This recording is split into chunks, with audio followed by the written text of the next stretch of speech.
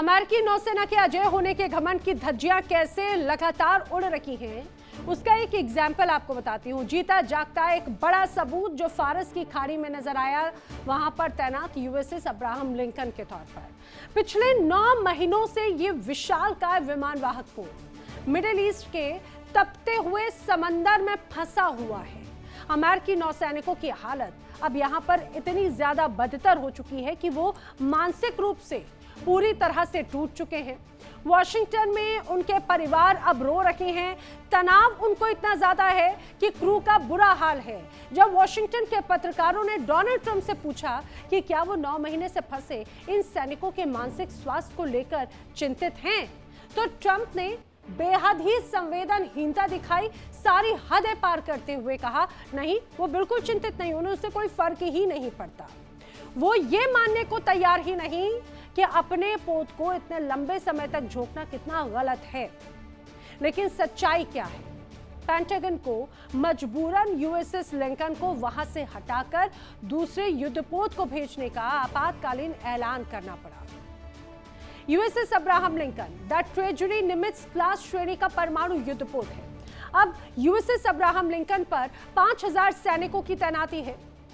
नवंबर 2025 से San Diego से रवाना हुआ बगैर पोर्ट रेस्ट 250 दिनों से मिडिल ईस्ट में फंसा हुआ है।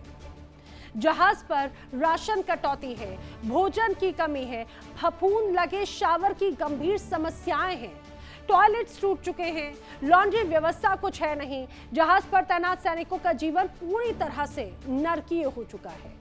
अब थकान की वजह से मानसिक तनाव में है, यहाँ पर सैनिक अवसाद में हैं, डिप्रेशन में इस कदर आ चुके हैं कि अमेरिकी सैनिक समंदर में कूदकर खुदकुशी करने की कोशिश कर रहे हैं। सैनकॉम का दावा है कि किसी की मौत नहीं हुई। स्थिति को बढ़ा चढ़ाकर पेश किया जा रहा है। यूएसएस अब्राहम लिंकन अब वापस बुलाने की तैयारी की जा रही है।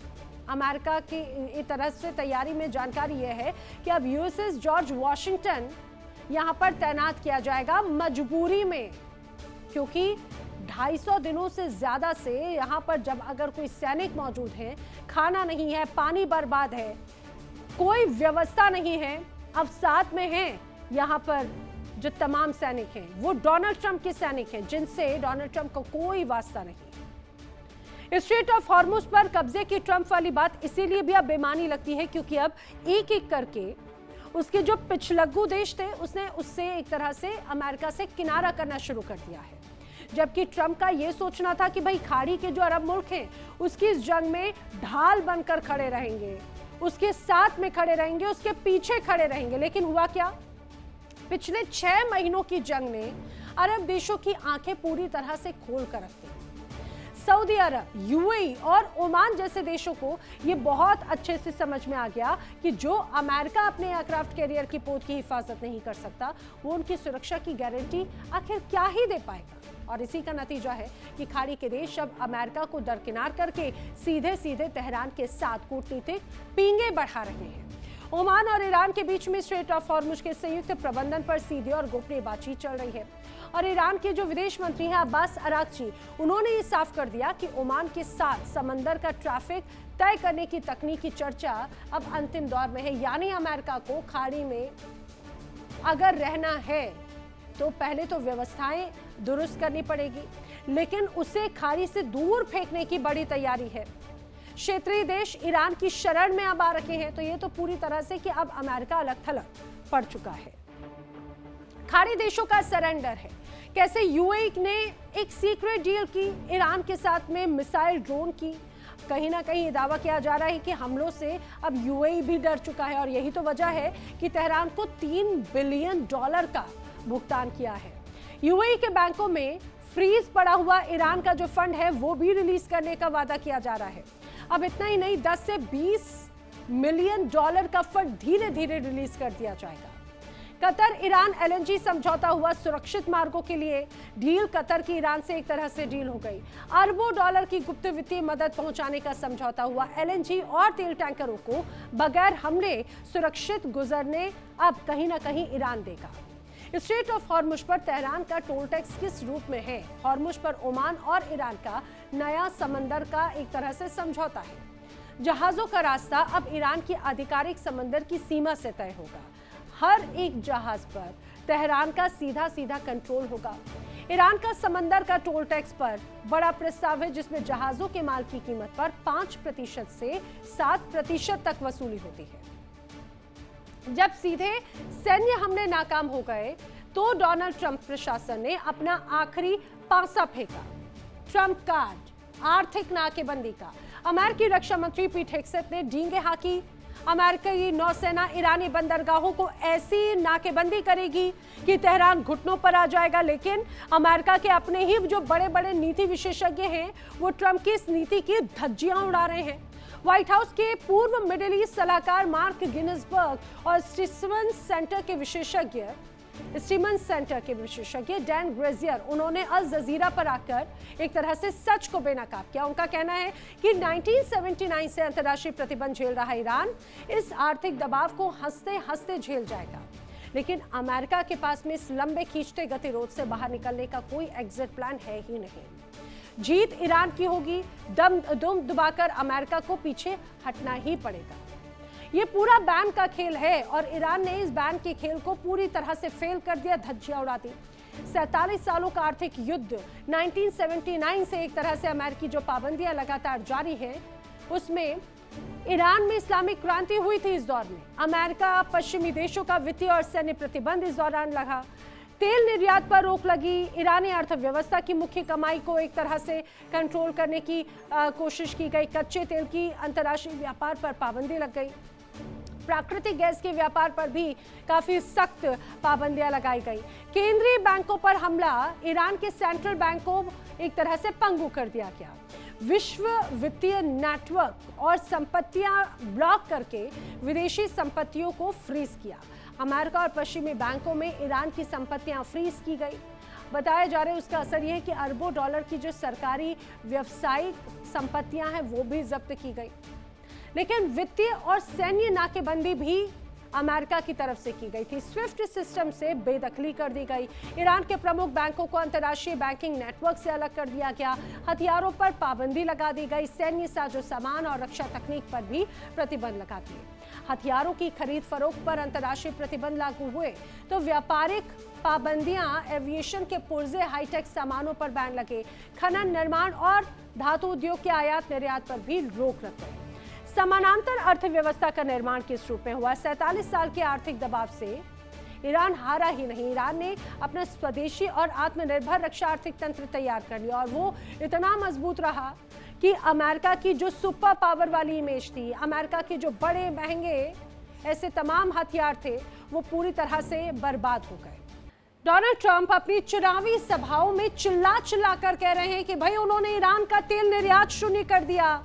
उनकी नाकेबंदी इतनी टाइट है कि परिंदा पर भी नहीं मार सकता। लेकिन अंतर्राष्ट्रीय समंदर की जो निगरानी संस्था है टैंकर ट्रैकर्स, उसकी तरफ से जो ताजा सैटेलाइट तस्वीरें और आंकड़े जारी किए गए, उसने पेंटागन के गाल पर करारा थप्पड़ जड़ दिया है।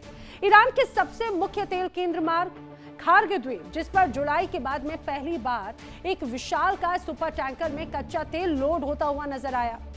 नेशनल ईरानियन टैंकर कंपनी के इस सुपर टैंकर ने करीब 20 लाख बैरल कच्चा तेल भरा। आपको यह भी बता दूं कि ईरान का जो 90% तेल है वो इसी खार्ग द्वीप से निर्यात होता है। यानी अमेरिकी नौसेना सिर्फ समंदर का पानी मथती रह जाती है और ईरान ने उसकी नाकेबंदी के चीथड़े उड़ाकर रख दिए। खार्ग द्वीप, जो कि ईरान की अर्थव्यवस्था की लाइफलाइन है, तेल का मुख्य हब माना जाता है। फारस की खाड़ी में स्थित ये 20 स्क्वायर किलोमीटर का द्वीप है, लेकिन है बड़ा ताकतवर। ईरान के कुल क्रूड ऑयल का 85% से 95% निर्यात यहां से ही होता है। और अगर बात की जाए वार्षिक राजस्व के बड़े एक हिस्से की, तो अंतर्राष्ट्रीय प्रतिबंधों के बावजूद यहां पर भारी राजस्व यहां से निकाला जाता है।